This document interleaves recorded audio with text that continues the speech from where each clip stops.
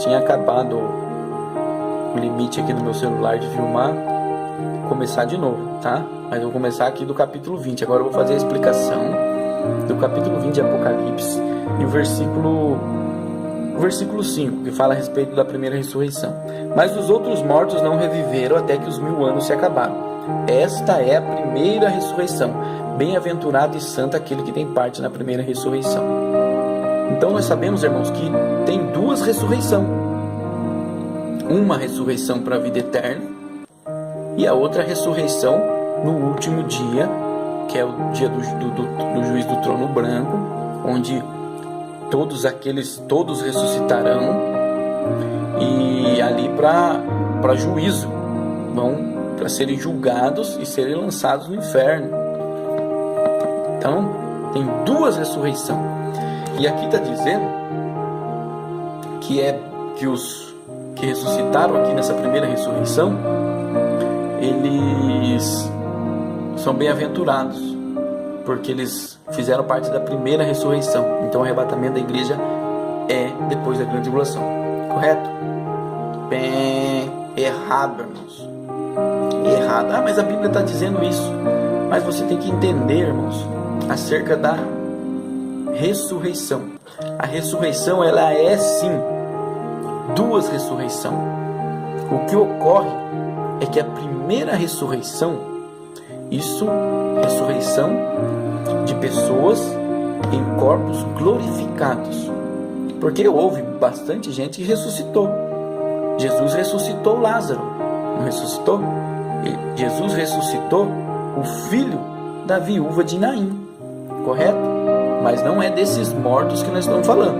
Nós estamos falando de mortos que ressuscitaram e não morreram mais.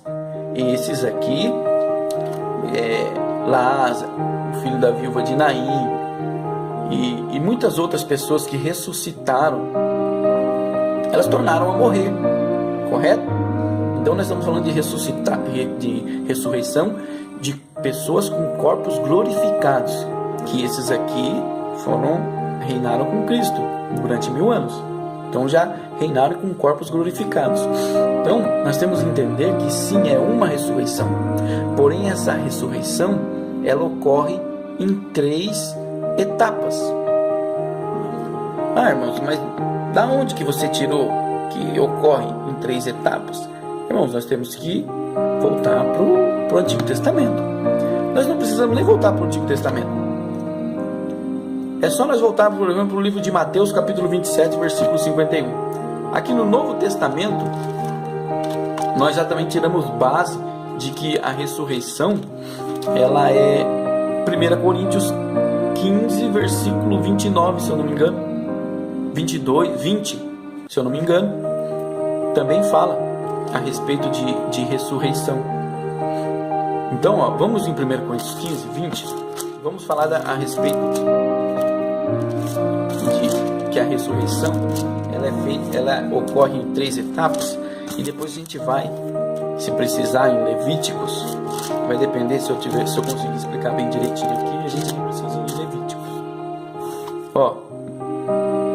Versículo 20. 1 Coríntios 15, versículo 20.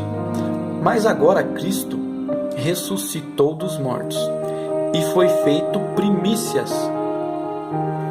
Essa palavra primícias aqui, é óbvio que ela tem a ver como primeiro, mas também ela é reveladora, porque ela nos leva para Levíticos 23, não só Levítico 23, mas outros textos que falam a respeito das festas do Senhor.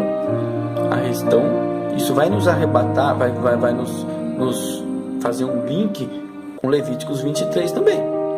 Então, veja aqui, mas agora Cristo ressuscitou dos mortos e foi feito primícia dos que dormem. Correto? Então veja aqui que Jesus, ele ressuscitou, ele foi a primícia, o primeiro. Então já teve uma ressurreição de mortos. E olha aqui, e no versículo 23 diz assim: mas cada um por sua ordem, Cristo as primícias, depois os que são de Cristo na sua vinda.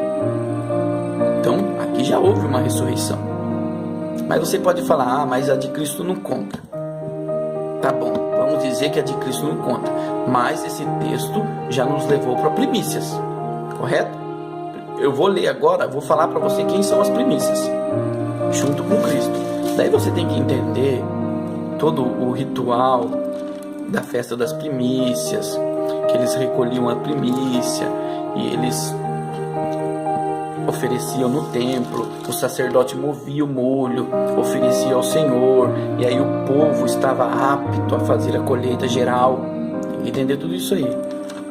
Eu fico triste, irmãos, porque é um assunto muito comprido para mim explicar assim num vídeo. Precisava de um tempo maior, ou eu me preparar melhor e fazer esses vídeos em vários pedaços para que você entenda bem direitinho. Olha aqui, ó, Mateus capítulo 27, no versículo 52. Vamos voltar aqui no versículo 50, pegar o contexto para não ter erro. Ó, e Jesus clamou outra vez com grande voz e entregou o seu espírito. E eis que o véu do templo se rasgou em dois, de alto a baixo, e tremeu a terra, e fenderam-se as pedras, e abriram-se os sepulcros. Olha aí, irmãos. E muitos corpos dos santos que dormiam foram ressuscitados, e saindo do sepulcro depois da ressurreição dele, ou seja, de Cristo, entraram na cidade santa e apareceram a muitos. Olha, irmãos, é um texto interessante. Veja só, depois da ressurreição de Cristo, os sepulcros se abriram, porque Cristo é as primícias. Por isso que está dizendo aqui, ó, depois da ressurreição dele, os sepulcros se abriram. Ou seja, no domingo, na festa das primícias, porque Jesus morreu exatamente na festa da Páscoa, foi sepultado na festa de Pães Asmos, segundo dia, e no terceiro dia, que é as primícias, ele ressuscitou. E quando ele ressuscitou, ressuscitaram com ele muitos santos do passado. E eles adentraram na cidade e foram vistos por muitos. E esses santos, eles ressuscitaram, irmãos, em corpos glorificados. Por quê? Como que eu vou provar isso para vocês, que eles não morreram de novo? Por quê? Porque isso ocorreu, irmãos, logo após a ressurreição de Cristo, correto? E logo após a ressurreição de Cristo, quando nós entramos no livro de Atos, que vai contar a história de Atos dos Apóstolos, você não vai ver o Lucas, o autor, citando essas pessoas aqui. Porque imagine só, o alvoroço que não ia ser. Vamos dizer que esses santos do passado tivessem ressuscitados, por exemplo, Rei Davi, ou Moisés, ou vamos dizer Samuel, e eles adentrassem dentro da cidade. O povo, é lógico que eles não iam saber a aparência, mas eles, ou algum conhecido que tivesse morrido há pouco tempo, e ele adentrasse dentro da cidade, o alvoroço que não ia dar, e eles continuassem vivos. Você acha que o livro de Atos não ia revelar, não ia apontar para isso, não ia, no mínimo, relatar isso? Ah, que o fulano de tal está conosco aqui, aquele que ressuscitou depois que Jesus ressuscitou? Não. Por quê? Porque esses aqui são as primícias que Jesus, como sacerdote, que tem todo a ver com o ritual das festas, ele levou como oferta para Deus as primícias, para depois ele poder colher o restante, ou seja, a colheita geral. Então, para ele poder colher depois no arrebatamento futuro, para ele poder fazer esse arrebatamento, ele levou as primícias, ou seja, esses mortos do passado. Então nós temos que entender o ritual da festa das primícias, que acontecia assim, alguns dias antes da Páscoa. na festa da colheita da cevada. A cevada era a primeira colheita, a da cevada. Ela ocorria assim. Alguns dias antes, talvez uma semana antes, o sacerdote ia lá na plantação da cevada e ele observava. E aquele pedaço que tivesse mais maduro, ele já separava. Esse pedaço aqui, ó, é a primícia. Então, eles iam lá, colhiam aqueles pedaços, aquelas primícias, aquela que tivesse já madura, e levavam ao templo. E no dia da festa das primícias, eles ofereciam ao Senhor. Eles só poderiam fazer a colheita geral, terminar a colheita, depois de ter oferecido a primícia. Então Cristo, ele quando Deus instituiu as festas, como sombra das coisas vindouras, era um tipo daquilo que Deus realmente ia fazer. Você veja os vídeos que eu fiz aí do Apocalipse para trás, você vai ver Jesus oficiando no templo celestial, cumprindo exatamente o ritual que acontecia no templo terreno. Então ele cumpriu tudo. Então, antes deles fazer a colheita geral, precisaria oferecer as primícias. Então, eles colhiam aquilo lá, levavam, o sacerdote movia, então eles podiam terminar a colheita. Qual colheita? Ainda a primeira colheita. Só que era feita em 3 etapas. Eu não vou ler Levíticos 23. Depois você faça a leitura ali, Levíticos 23. Leia todo ali, você vai entender. Quando vai chegar ali na colheita do trigo, vai estar bem específico ali a maneira que eles faziam a colheita.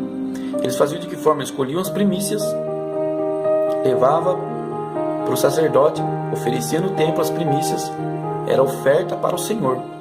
Quando ele oferecia essa primícia, ele podia voltar lá e colher. Mas ele colhia de que forma? Ele ia lá, fazia a colheita geral. E essa colheita geral, eles não podiam colher os 4 cantos. Está bem específico lá em Levíticos 24, 23. Eles não podiam colher os cantos, porque era para os judeus, os pobres. E eles não podiam também pegar as espigas que caíam no chão. Aquele lá era para os estrangeiros. Lembra de Ruth? Que Ruth estava no campo de Boaz colhendo as espigas. O que eram as espigas? Era aquela que caía no chão, porque era lei em Israel que não podia colher a que caía no chão. Se você estivesse ali colhendo e as que ficasse no chão, não era para você catar do chão. Aquela lá era para o estrangeiro, e os 4 cantos era para os pobres. Então veja só como que ocorria. Primícias, mas era ainda a primeira colheita. Tirava um pedaço. Depois, eles eram aceitos, então ele fazia a colheita geral. Eles iam lá, colhiam os restantes, só que os 4 cantos eles não colhiam. Os 4 cantos, entenda? 4 cantos.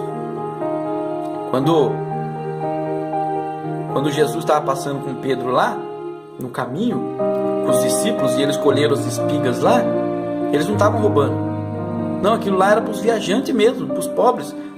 Os 4 cantos não era do dono. Os cantos era para os viajantes, para os pobres, passar e pegar e comer mesmo. O problema ali foi que eles colheram no sábado e o povo cobrava. Não era um problema. Mas era assim na cultura de Israel. Eles não colhiam os 4 cantos. Você vai ler isso em Levíticos 23. Então veja que a primeira ressurreição, ela é no mínimo em 3 etapas. Primícias, colheita geral e os 4 cantos. Então, Apocalipse capítulo 24 está falando da última etapa da primeira ressurreição. Correto, irmãos? Se vocês não entenderem as festas, vocês com certeza não vão entender o capítulo 20 de Apocalipse. E daí você vai dizer que a igreja vai ser arrebatada depois da grande tribulação. Ou seja, esses aqui que foram arrebatados aqui, que fizeram parte da primeira ressurreição, Apocalipse 20, quem são eles? São aqueles que ficaram para trás, foram aqueles que foram deixados para trás. Por que eu estou dizendo isso? Porque o próprio Senhor Jesus, foi Ele mesmo que comparou a colheita de almas com a colheita de Israel. Veja quando ele estava ali, se eu não me engano, capítulo 4 de João, falando com a mulher samaritana, e quando os discípulos, ela foi chamar o povo, e os discípulos chegaram e questionaram Jesus, não questionaram Jesus, mas pensaram, o que será que ele estava conversando com aquela mulher? E Jesus olhou para os campos e disse: olhai os campos, que eles já estão brancos, estão verdes, brancos para a colheita, rogai ao Pai que envie mais ceifeiros. Então veja que ele comparou a colheita da cevada com a colheita de almas. Então, irmãos, veja que tudo é simbólico, tudo, se nós não entendermos o contexto, com certeza nós não iremos entender essa, vamos dizer, o arrebatamento da igreja antes da grande tribulação. Então, nós não podemos fazer uma leitura com a visão ocidental, ou seja, com a visão nossa, da nossa cultura. Nós temos que entender a cultura de Israel. Quando nós entendemos a cultura de Israel, nós aplicamos na palavra de Deus a maneira certa de interpretar, porque nós vamos estar olhando com os óculos, vamos dizer, judaicos, porque foi escrito por judeus, ou seja, foi escrito por israelitas que viviam a cultura judaica. Ok, irmãos? Então, se você não entendeu agora essa explicação, você escreve aí. Se tem alguma dúvida, deixa aí que eu vou tentar responder para você, tá bom? Agora, irmãos, vamos no capítulo 24 de Mateus. Quando o capítulo 24, depois dessa explicação que eu disse, ela é simples de entender. Por quê? Porque Jesus aqui também está falando acerca dos judeus. Veja que Jesus fala acerca do sábado. Ele fala: ai das grávidas, rogai para que a sua fuga não aconteça no sábado nem no inverno. E ai das grávidas. É lógico que quando ele falou essa palavra, ele estava falando acerca do general Tito, que invadiu no ano 70, mas aponta também, é sombra das coisas vindouras, aponta para o futuro, para o anticristo, o verdadeiro abominável da desolação que falou o profeta Daniel. Tito ali foi um tipo, do anticristo. Então era óbvio que ele estava falando aos judeus da época, que eles fugissem. Estava falando para os judeus, especificamente para os judeus. E quando chega no versículo 29, fala que vai enviar os seus anjos para recolher os seus escolhidos dos 4 cantos da terra, de uma extremidade à outra, ou seja, os 4 cantos da colheita, falando a respeito dos judeus. Correto, irmãos? Então, passou também aqui Mateus capítulo 24, versículo 29. Está falando a respeito dos judeus, aos 4 cantos, aos 4 cantos da colheita de Israel. É a última parte da primeira ressurreição. Quando Jesus falou aquilo, já ocorreu o arrebatamento da igreja. Ali está falando a respeito depois da grande tribulação, que é os 4 cantos, a colheita dos 4 cantos. Tá bom, irmãos? Agora eu falei bem rapidinho isso, porque agora eu vou para a 2 Tessalonicenses, que eu acredito que é mais complicado para explicar. Mas eu já tenho um vídeo no canal que fala a respeito explicando a 2ª carta de Tessalonicenses, capítulo 2. Lá eu falei um pouco mais explicado, porque eu estava respondendo a pergunta de um pós-tribulacionista também, tá, irmãos? Mas 2 Tessalonicenses fala a respeito eu vou ler aqui de novo, não estou encontrando. 2 Tessalonicenses capítulo 2, rogo os irmãos. 2 Tessalonicenses capítulo 2. Rogo-vos, irmãos, pela vinda de nosso Senhor Jesus Cristo e pela nossa reunião, que não vos movais facilmente do vosso entendimento, nem vos perturbeis, quer por espírito, quer por palavra, quer por epístola, como de nós, como se o dia de Cristo já estivesse perto. Eu colocar o Cristo não está errado, mas correto é o dia do Senhor. Então veja aqui, irmãos, E o que estava acontecendo na igreja de Tessalonicenses é que eles estavam já perturbados, achando que o dia do Senhor já havia chegado. E o dia do Senhor é um dia específico na Bíblia. É o dia da ira do Senhor. É a grande tribulação. Aqueles irmãos, eles estavam achando que a grande tribulação já havia chegado. A explicação é essa. Então Paulo começa ali a explicar para eles o que precisaria acontecer para o dia de Cristo chegar. Correto? Então veja aqui. Rogo-vos, irmãos, pela vinda de nosso Senhor Jesus Cristo e pela nossa reunião com Ele. O apóstolo Paulo está dizendo, irmãos, eu rogo por vocês, rogo-vos, irmãos, pela vinda de Jesus Cristo, pela nossa reunião com Ele. Essa vinda de Jesus Cristo e a nossa reunião, essa nossa reunião com Ele, não está falando do arrebatamento da igreja. Não. Essa nossa reunião com Ele é um termo judaico, deve precisar voltar para a cultura judaica de novo, conhecido por eles.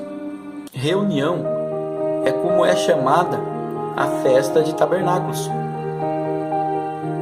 3 festas é chamada de reunião, mas aqui específico, Paulo está falando a respeito da festa de tabernáculos. Por quê?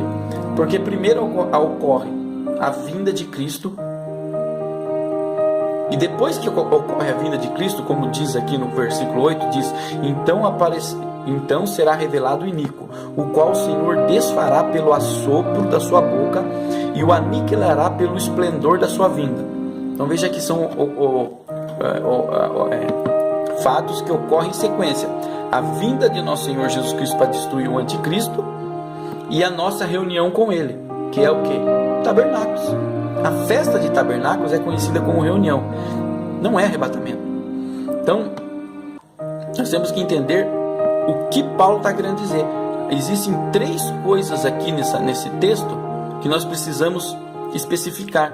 3 coisas distintas, 3 eventos distintos aqui nesse texto, que se nós mesclar eles, aí nós vamos dar base para o pensamento pós-tribulacionista.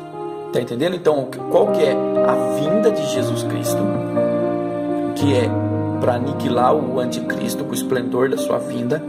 Versículo 8 é a vinda dele.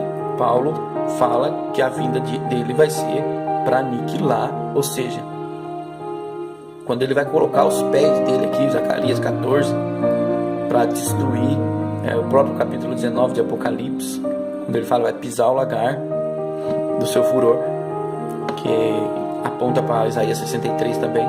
Então veja que é a vinda de Cristo, a nossa reunião com Ele, que é tabernáculos. Então Paulo está rogando, pelo amor de Deus, irmãos, não mova do seu entendimento, pela vinda de Cristo e pela festa de tabernáculos, pensando que o dia do Senhor já chegou, ou seja, que a grande tribulação já chegou. Porque não chegou, porque primeiro tem que vir a apostasia e ser revelado o homem do pecado. Paulo não está falando a respeito de arrebatamento. Paulo está explicando para aqueles irmãos que estavam vivendo em tribulação, tempos de perseguição, tempos difíceis, no qual eles achavam que tinham adentrado a grande tribulação, por conta de tão grande perseguição. Daí o apóstolo Paulo fala, pelo amor de Deus, irmãos, eu já expliquei para vocês quando eu estava aí, que não vai ser assim, que primeiro tem que vir a apostasia e se manifestar o homem do pecado.